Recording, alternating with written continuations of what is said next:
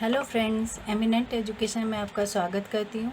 आज मैं दिल्ली सल्तनत का तीसरा वंश तुगलक वंश लेकर आई हूँ, जिसका समय काल है 1320 से 1398 ईस्वी और 1320 से 1314 ईस्वी तक भी माना जाता है।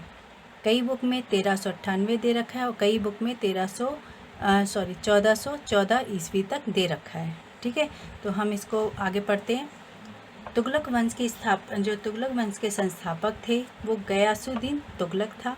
इसे गियासुद्दीन तुगलक भी कहा जाता है। कहीं कहीं किसी किसी बुक में लिखा हुआ था गियासुद्दीन तुगलक और गयासुद्दीन तुगलक। ठीक है, जब 5 सितंबर 1320 को खुसरो को हराकर तुगलक वंश की स्थापना गाजी मलिक ने की। किसने की? गाजी मलिक ने। 5 सितंबर 1320 को खुसरो को हराकर तुगलक वंश की स्थापना गाजी मलिक ने करी और 8 सितंबर 1320 को यह गयासुद्दीन तुगलक के नाम से दिल्ली के सिंहासन पर बैठा। गाजी मलिक किसके नाम से दिल्ली के सिंहासन पर बैठा? गयासुद्दीन तुगलक के नाम से। गयासुद्दीन तुगलक ने अलाउद्दीन खिलजी की सैन्य व्यवस्था को लागू किया। जैसे अलाउद्दीन खिलजी ने क्या करा? पहला शासक था जिसने सैनिकों को स्थायी रखा और नकद वेतन दिया था। ठीक है, नकद वेतन उनको दिया जाता था। तो ये अलाउद्दीन खिलजी पहला शासक था जिसने सैन्य व्यवस्था इस तरीके की लागू की थी। उसी को ही आगे किसने अपनाया? गयासुद्दीन तुगलक ने अपनाया। इसने भूमि को अमीरों में बांट दिया, जो अलाउद्दीन खिलजी ने वापस ले ली थी और उसे खालसा भूमि में बदल दिया था। लेकिन इसने क्या करा? इसने वो भूमि वापस दे दी। किसको? अमीरों को, और जिनको दी गई थी भूमि दान के रूप में, उन सभी की भूमि वापस कर दी गई। गयासुद्दीन तुगलक ने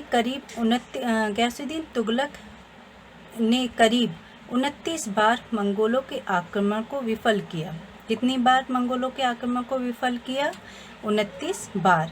मंगोलों के आक्रमण के समय इसे मलिक उक गाजी की उपाधि धारण की थी। कौन सी उपाधि धारण की इसने?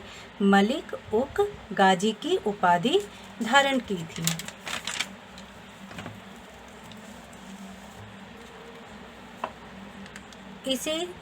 इसने सिंचाई के लिए कुएं एवं नहरों का निर्माण करवाया।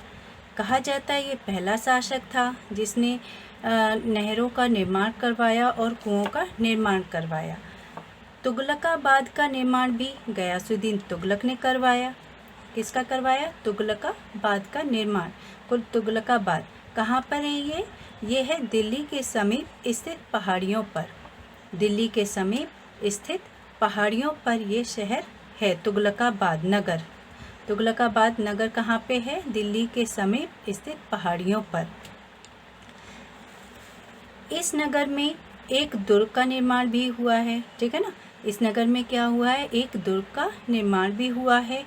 उसका नाम था छप्पन कोट। क्या नाम है उस नगर का? उस दुर्ग का क्या नाम है? दुर्ग का। ठीक है, उस दुर्ग का क्या नाम है? छप्पन कोट।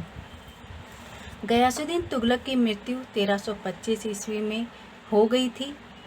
1325 ईस्वी में जब वह बंगाल के अभियान से लौट रहा था। कब हुई थी? जब वह बंगाल के अभियान से लौट रहा था। उस समय जूना खां द्वारा निर्मित लकड़ी के महल से दबकर हो गई थी। कहा जाता है कि जब वह बंगाल के अभियान से लौट के आया था तो उसकी खुशी में जूना खां ने एक महल का निर्माण करवाया, और वो महल कैसे बना हुआ था? लकड़ी के महल बना हुआ, लकड़ी से महल बना हुआ था। जब वह लौट के आया तो उसकी खुशी में बनवाया गया था। उसकी जीत की खुशी में, बंगाल के अभियान से जब लौट के आ रहा था तब ये महल निर्माण करवाया गया था और उसी में दबकर उसकी मृत्यु हो गई। अब इसके बाद दूसरा शासक आता है जिसमें से बहुत सारे प्रश्न पूछे जाते हैं, तो हम इसके बारे में पढ़ते हैं। मोहम्मद बिन तुगलक। इसका समय काल था 1325 से 1351 तक। क्या समय काल था? 1325 से 1351 तक। मोहम्मद बिन तुगलक का वास्तविक नाम क्या था? जूना खां था। जिसने अभी क्या बनवाया था, लकड़ी का महल बनवाया था। किसके लिए, गयासुद्दीन तुगलक के लिए। तो उसका नाम क्या था, जूना खां वास्तविक नाम। पिता का नाम गयासुद्दीन तुगलक, क्या नाम था पिता का, गयासुद्दीन तुगलक। गद्दी पर बैठा 1325 ईस्वी पर, दिल्ली की गद्दी पर कब बैठा वो, 1325 ईस्वी में। मोहम्मद बिन तुगलक मध्यकालीन सभी सुल्तानों में सर्वाधिक शिक्षित, विद्वान एवं योग्य व्यक्ति था। मोहम्मद बिन तुगलक कहा जाता है सबसे ज़्यादा शिक्षित था, यानी पढ़ा लिखा व्यक्ति था, और वह विद्वान भी था और योग्य भी था। मतलब अपने समय पे वो सबसे पढ़ा लिखा व्यक्ति माना जाता था, शासक माना जाता था। स्वप्नशील, पागल भी कहा गया इसको, स्वप्नशील था, पागल एवं रक्त पिपासु के नाम से मोहम्मद बिन तुगलक को जाना जाता है। इस तरीके के प्रश्न पूछे जाते हैं कि स्वप्नशील, पागल एवं रक्त पिपासु के नाम से कौन जाना जाता है, तो कौन है, मोहम्मद बिन तुगलक। कौन है वो, मोहम्मद बिन तुगलक को इस नाम से जाना जाता है। मोहम्मद बिन के द्वारा क्रियान्वित 4 योजनाएं जो विफल रहीं, जिस कारण से मूर्ख शासक की उपाधि मिली। उसने चार क्या बनवाई, 4 योजना लागू की थी जो कि पूरी तरीके से विफल रहीं, और जिसकी वजह से इसे मूर्ख शासक की उपाधि मिली थी। तो जैसे पहली कर वृद्धि, ठीक है, पहली क्या योजना थी इसकी, कर वृद्धि। इसने क्या किया, दोआब किसे कहा जाता है, दोआब किसे कहा जाता है, दो नदियों के बीच का क्षेत्र उपजाऊ होता है, उसे दोआब कहा जाता है। जो 2 नदियों के बीच का क्षेत्र होता है जो उपजाऊ होता है, उसे दोआब कहा जाता है। तो इसने क्या करा, इसने दोआब क्षेत्र में कर वृद्धि कर दी। मतलब ऐसी जगह पे जहाँ 2 नदियों के बीच की जगह थी, वहाँ पे क्या कर दिया, कर वृद्धि कर दी, 1/2 बढ़ा दी। कितनी बढ़ाई, 1/2 कर की वृद्धि कर दी। राजधानी परिवर्तन, दूसरी योजना क्या करी इसने, राजधानी परिवर्तित की। दिल्ली से देवगिरी में स्थानांतरित की और इसका नाम दौलताबाद रखा। इसने क्या करा, दिल्ली से देवगिरी में स्थानांतरित कर दी और उसका नाम क्या रखा, दौलताबाद रखा। ठीक है। इतिहासकार बर्नी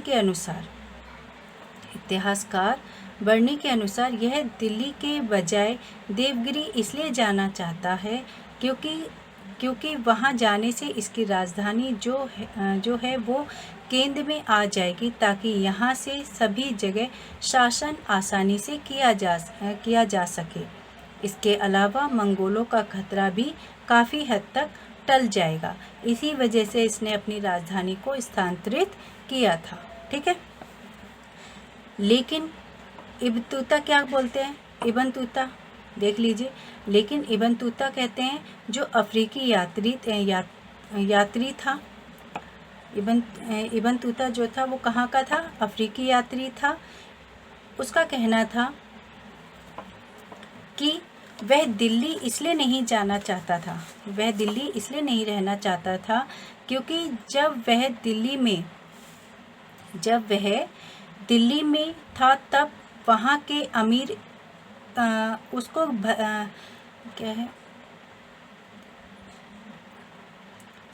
इब्न तूता क्या बोलते हैं, जब वह दिल्ली में था तब वहाँ के अमीर इसको बद्दी बद्दी गालियाँ दिया करते थे,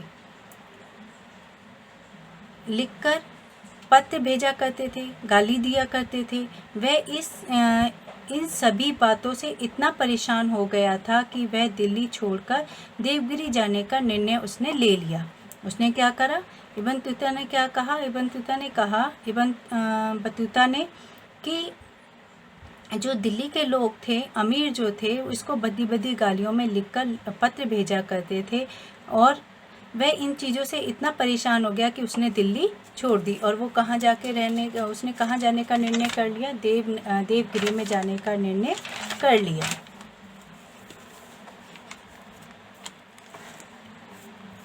आगे देख लीजिए। सांकेतिक मुद्रा का जारी करना, इसने सांकेतिक मुद्रा को जारी किया यानी प्रचलन करना। 1329 से 1330 तक उसने इसको लागू किया।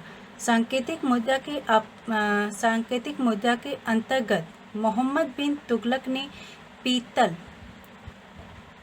फरिश्ता के अनुसार, तांबा बरनी के अनुसार, यानी जो पीतल लागू किया वो फरिश्ता के अनुसार। उन्होंने बताया कि सांकेतिक मुद्रा क्या थी, पीतल थी, जो फरिश्ता इतिहासकार थे उनके अनुसार, और तांबा क्या थी, बरनी के अनुसार। धातुओं के सिक्के चलवाए जिनका मूल्य चांदी के रुपए टंका के बराबर होता था। किसके बराबर होता था? टंका के बराबर होता था। सांकेतिक मुद्रा का पहला प्रयोग चीन में देखने को मिला था। कहा जाता है सांकेतिक मुद्रा का जो सांकेतिक मुद्रा यूज़ में लाई गई थी, तो वो कहाँ लाई गई थी? सबसे पहले चीन में लाई गई थी।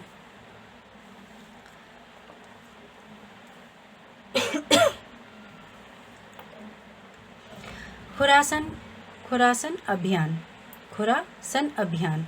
मध्य एशिया में शांति छाई हुई थी। इसने सोचा हर बार मध्य एशिया लोग आक्रमण करते हैं। इसने क्या सोचा? हर बार मध्य एशिया के लोग ही हम पे आक्रमण करते हैं, इस बार मैं पहले करूँगा। और इसीलिए इसने अपनी सेना तैयार की और पूरी साल उसको वेतन भी दिया। पूरी साल क्या करा उसने?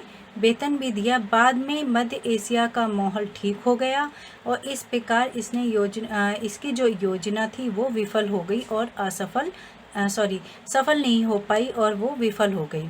और इसने सेना पे खर्च किया 3,70,000 रुपये सेना पे खर्च किए।